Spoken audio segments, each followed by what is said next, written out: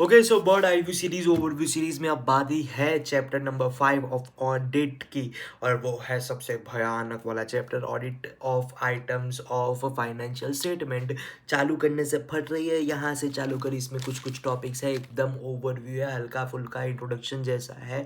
यहाँ से ये पढ़ ले, उसके बाद ज़्यादा से ज़्यादा 20 मिनट मैक्स टू मैक्स ये पढ़ ले, उसके बाद जाके पढ़ेगा, एक अलग लेवल का कॉन्फिडेंस आएगा। ठीक है, इंपॉर्टेंट टॉपिक यहाँ पे मैं बता दूंगा, ज़्यादा बकचोदी नहीं करूंगा। चलिए शुरुआत करते हैं। क्या है भाई? assertions in the financial statement, assertions are the representations by the management either explicit or implied regarding financial statement elements। मतलब assertion मतलब क्या है कि फाइनेंशियल मैनेजमेंट जो है ना वो कुछ बताना चाहती है, या तो एक्सप्लिसिटली मतलब या तो बोलेंगे कि सुनो सुनो हम बता रहे हैं, या तो इम्प्लाइड या तो तुमको खुद समझना होता है कि भाई ये लोग ऐसा बताना चाहते हैं। they form the basis of for the auditors verification procedures। वो assertion के बेस पे ऑडिट अपनी वेरिफिकेशन प्रोसीजर्स इंप्लीमेंट करता है कि अगर फाइनेंशियल स्टेटमेंट मेरे को चिल्ला चिल्ला के बता रहे हैं कि हमारे डेटर्स इतने हैं, तो भैया ऑडिट प्रोसीजर्स लगाओ जरा। ठीक है, टाइप्स ऑफ assertion, कौन कौन से टाइप्स कैसे कैसे होते हैं। Income statement, revenue and expenses में क्या होते हैं, कितने टाइप के assertions होते हैं। अकरेंस, अकरेंस अकरेंस मतलब हुआ कि नहीं, ट्रांजेक्शन रिकॉर्डेड है वो occurred and pertain to the entity, मतलब ये तुमने यहाँ पे खर्चा दिखाया सच्ची में हुआ कि नहीं, अक्कर हुआ कि नहीं। Sales related to valid customers and expenses pertain to employed personnel। completeness जितना दिखाया है उतना ही है ना, कुछ छूट तो नहीं गया ना, कुछ इनकम्प्लीट नहीं है ना, तो completeness। all transactions should have been recorded are included, मतलब जो जो रिकॉर्ड करना चाहिए था ना वो सारा रिकॉर्ड कर दिया है, एटलीस्ट कुछ छूट तो नहीं गया है। ठीक है, एग्जाम्पल क्या है, all valid sales and employed benefit expenses are recorded. Cut off मतलब इस पीरियड का ही रिकॉर्ड किया है ना, ऐसा पिछले साल का पीरियड का यहाँ पे नहीं और अगले साल का भी यहाँ पे नहीं। अगले साल का कैसे कर सकते हैं भाई, ऑडिटिंग में तो टाइम जाता है ना, तो 1 अप्रैल के बाद भी ऑडिट प्रोसीजर्स लगती है, उसमें 1 अप्रैल के बाद वाला सेल्स इसमें यहाँ पे नहीं दिखा दिया है, और पिछले साल का भी इस साल में नहीं दिखा ना, वो कट ऑफ मेंटेन करके रख रहा है कि भाई इस साल की चीज ही इस साल में आनी चाहिए। Transactions are recorded in the correct accounting period, सही अकाउंटिंग पीरियड में वो रिकॉर्ड होना चाहिए। Examples, goods dispatched before year end are included in sales while those dispatched after are excluded, मतलब साल खत्म होने के बाद हमने अगर कोई सेल्स करी तो वो एक्सक्लूड करेंगे, लेकिन उसके साल शुरू होने से पहले अगर हमने कोई गुड्स डिस्पैच किए थे, सेल नहीं डिस्पैच कर दिए गए, तो यहाँ पे हमारे इस साल में बेचे ना उनको, उन इंसानों को, तो इस साल में मिले ना, डिस्पैच कर दिए थे। पिछले साल में 31 मार्च को भेज दिए थे, लेकिन 1 अप्रैल मतलब इस वाले फाइनेंशियल ईयर में मिला ना, तो हम ये क्या मानेंगे कि इस साल की सेल है वो। ठीक है, वो इंक्लूड करना रहता है कट ऑफ पीरियड में, ये ध्यान रखना। मेजरमेंट में क्या बताया, transactions are recorded accurately in the correct amounts, मतलब ऐसा नहीं कि भाई 10,000 का है तूने 1,000 या 1,00,000 दिख दिया, 10,000 तो 10,000 ही, ऐसा कैलकुलेशन में अमाउंट में गड़बड़ नहीं होनी चाहिए। Examples, employ benefit expenses are calculated correctly and discounts on sales are adjusted appropriately. Presentation and disclosure भी होता है important. Transactions are classified and disclosed appropriately in the financial statement according to applicable financial reporting framework। Examples, employee benefit and revenue disclosures are complete, accurate and clear। वो disclose और present एकदम perfectly जैसे होनी चाहिए वैसे ही हुए है। Balance sheet कौन सा assertion करता है, बैलेंस शीट में क्या क्या आता है, एसेट, लायबिलिटी और कैपिटल आता है। एग्जिस्टेंस बता रहा है, सबसे पहला assertion कौन सा, एग्जिस्टेंस में क्या है, assets, liabilities and equity balances exist at the period and, मतलब ये 31 मार्च की जो बैलेंस शीट बना रहे हैं, इनकम स्टेटमेंट तो पूरे साल का होता है, यहाँ पे एक एज ऑन डेट मिलती है कि भाई 31 मार्च को क्या पोजीशन थी, तो 31 मार्च को एग्जिस्टेंस थी इतने एसेट की, इतनी लायबिलिटी की और इतना कैपिटल बैलेंस था, इक्विटी बैलेंस था, वो एग्जिस्टेंस बताता है। Completeness, all balances that should have been recorded are included, जितने बैलेंसेस जो जो इंक्लूड करना था वो सब हमने इंक्लूड कर दिया है। Examples, inventory includes goods held by third parties but excludes consignment stock. अगर हमें किसी ने कंसाइनमेंट पे गुड्स बेचे तो वो हम अपनी इन्वेंट्री में काउंट नहीं करेंगे, लेकिन अगर हमारा कोई गुड्स वो किसी थर्ड पार्टी के पास पड़ा है जो हमने सेल नहीं किया है लेकिन खाली उसके थर्ड पार्टी के पास पड़ा है, तो वो हम हमारी इन्वेंट्री में इंक्लूड कर देंगे। कट ऑफ, इस साल की चीज एक साल में ही items are recorded in the appropriate financial period. Examples, inventory balance excludes goods received after the reporting date, मतलब हमने रिपोर्टिंग डेट के बाद अगर हमारे पास कोई गुड्स आए तो वो हम इस साल के इन्वेंट्री में इंक्लूड नहीं करेंगे। Valuation balances are recorded at appropriate amounts on applicable accounting standards, मतलब बिल्डिंग जितने की है, जिस वैल्यू की है वही वैल्यू की दिखनी चाहिए। अब यहाँ पे रिवैल्यूएशन वाला पॉइंट हम इंक्लूड नहीं कर रहे, लेकिन जो वैल्यू है उसकी उसी करेक्ट वैल्यू पे होनी चाहिए, चाहे वो एसेट हो, लायबिलिटी हो या इक्विटी हो। उसके बाद rights and obligations, this is very important. The entity has rights to assets and obligations for liability, कि भाई तुम्हारी बैलेंस शीट में ये लायबिलिटी दिखा रही है तो तुम उसको पे करोगे ना, उसका ऑब्लिगेशन है ना तुम पे, वो पे करने की जवाबदारी तुम्हारी है ना। और अगर कोई एसेट दिखा रहा है कि तुम यहाँ पे दिखा रहे हो तुम्हारे पास ये कार्स है, तुम्हारे पास सच्ची में कार है कि नहीं? अगर कार पड़ी है तो मैं कैसे मान लूँ कि भाई तुम्हारी ही है, किसी और की लाके तुमने खड़ी नहीं कर दी है? वो कैसे पता चलेगा? तुम्हारे पास टाइटल डीड होगी ना, तुम्हारे पास जो पोजेशन है वो कैसे प्रूव करोगे? बिल दिखा के, और तुमने दिखाओगे ये देखो ये गाड़ी मेरे नाम पे, तो वो मेरे को दिखाओ कि तुम्हारे पास उस एसेट का राइट्स है, ठीक है। इसमें भी प्रेजेंटेशन एंड डिस्क्लोजर एक पॉइंट है। Next point is presentation and disclosure. Items are properly classified, described and disclosed. Examples, inventories are classified as raw materials, work in progress and finished goods. खाली inventory नहीं बताएंगे, inventory में भी सब heading दिखाएंगे ना कि रॉ मटेरियल इतना है, इतना वर्क इन प्रोग्रेस है, इतना फिनिश्ड गुड्स है, वो सब भी हम डिस्क्लोज प्रॉपरली करेंगे, प्रॉपरली डिस्क्लोज और प्रॉपरली प्रेजेंट भी करेंगे फाइनेंशियल रिपोर्टिंग फ्रेमवर्क के हिसाब से। अब आ रहा है general audit procedures. Generally audit procedures क्या क्या लगती है? Audit procedures verify assertions by performing various audit procedures to obtain sufficient and appropriate audit evidence। Audit procedures कौन कौन सी है? Inspection, observation, external confirmation, recalculation, reperformance, inquiry, analytical procedures, ठीक है। इंस्पेक्शन, एग्जामिनेशन करो, examination of records, documents and tangible assets. Tangible asset है तो देख के ही पता चल जाएगा। Examples, inspect contracts, invoice and fixed assets.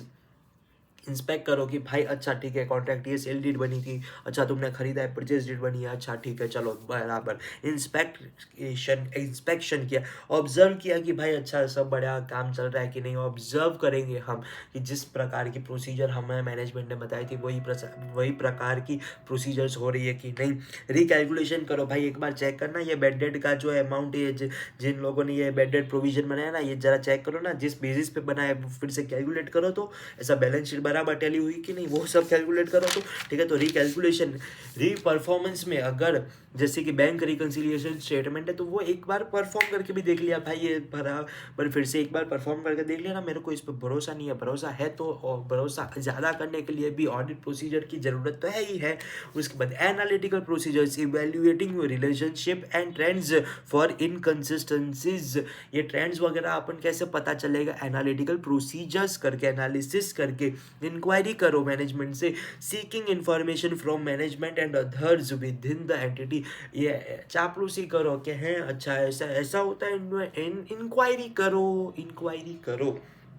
Specific procedures for balance sheet item. Balance sheet item को पता लगाने के लिए स्पेसिफिक प्रोसीजर्स कौन कौन सी है? शेयर कैपिटल में क्या है, की एजर्शन कौन कौन से शेयर कैपिटल में, existence, completeness, valuation and disclosure, इतनी चीज तो हम चेक करते ही है शेयर कैपिटल में।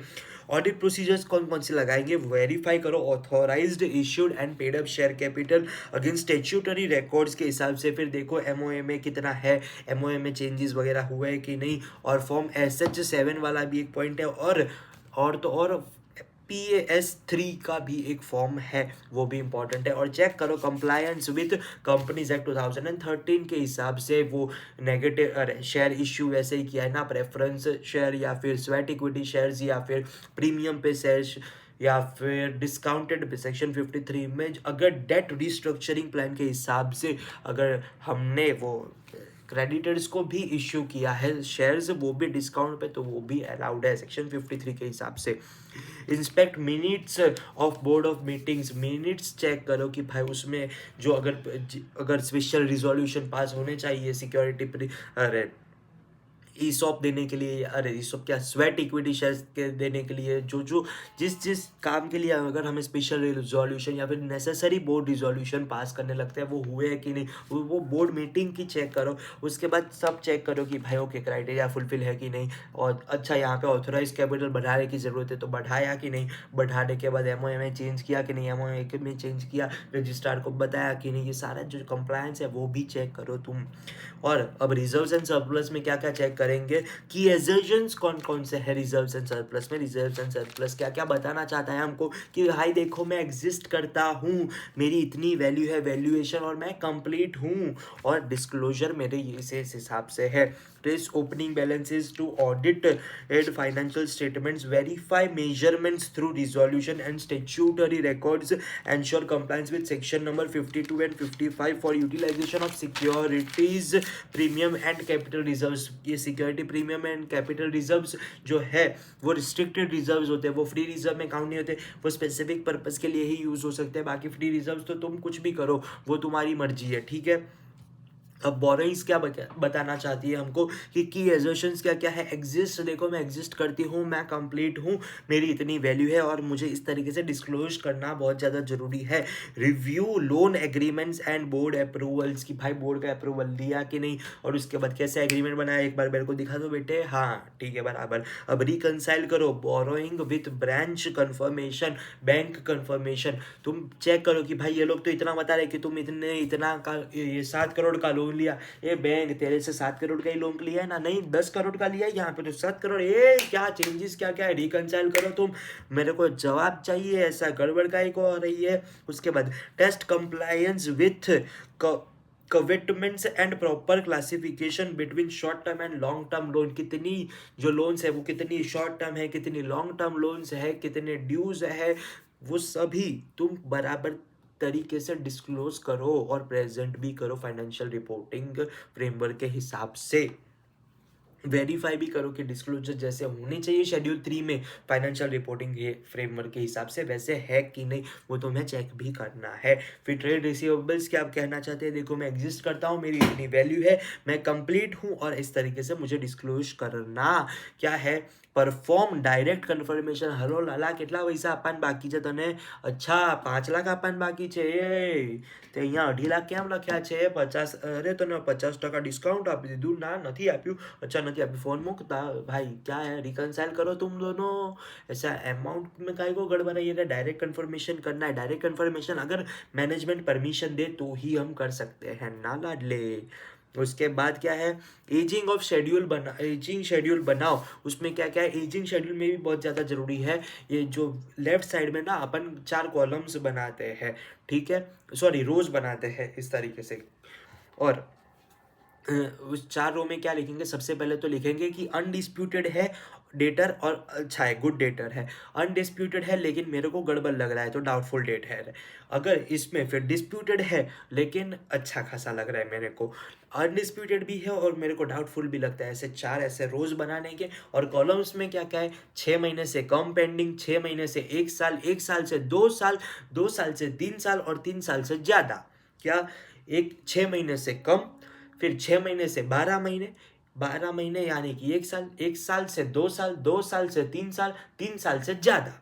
ऐसा एजिंग रिपोर्ट बनाने का तुम्हें क्या डेटर्स का, और यहाँ पे क्या क्या है, सबसे पहले तो मतलब सबसे पहले जो है वो अनडिस्प्यूटेड, बाकी के दोनों डिस्प्यूटेड। सबसे पहले क्या आएगा उसमें कि गुड डेटर्स, उसके बाद डाउटफुल डेटर्स, उस यहाँ पर भी गुड डेटर्स डाउटफुल डेटर्स, 2 बार सुन लेना, याद रह जाएगा।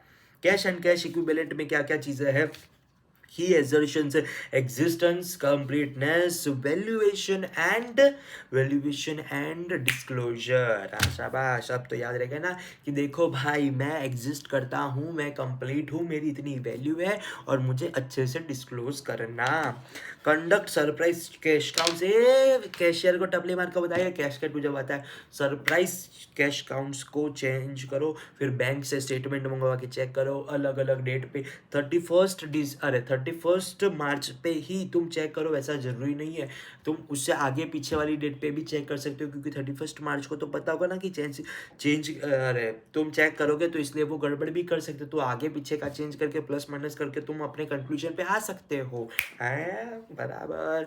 उसके बाद क्या क्या है, ऑडिट प्रोसीजर्स कौन कौन से लगाएंगे, उसके बाद ensure cash equivalents are valued at fair value and disclosures are complete, जिस प्रकार से डिस्क्लोजर होने चाहिए वो है। और revenue reconciliations for any discrepancies, अगर डिस्क्रिपेंसीज है तो तुम चेंज कर रिकंसाइल कर लो अपनी गड़बड़। उसके बाद प्रॉफिट एंड लॉस आइटम क्या क्या चेंज करते हैं, तो रेवेन्यू क्या कहता है कि रेजोल्यूशंस क्या क्या रेवेन्यू के, कि देखो मैं हुआ हूँ, अकर हुआ हूँ, मैं कंप्लीट हूँ, मेरा कट ऑफ इतना है, मैं मेजरमेंट मेरी इतनी मेजरमेंट है और मुझे अच्छे से डिस्क्लोज करना। Verify invoices, dispatch records and customer confirmation test, revenue recognition policies, वो relevant S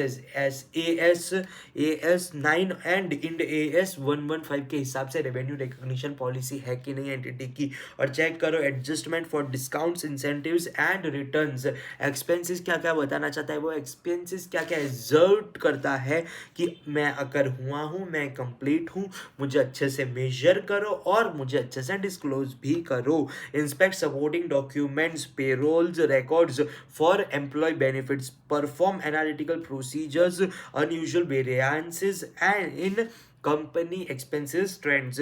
audit of disclosures में क्या क्या आता है, ensure compliance with applicable financial reporting framework, ensure करो कि तुम कंप्लाई कर रहे हो एप्लीकेबल फाइनेंशियल रिपोर्टिंग फ्रेमवर्क के हिसाब से।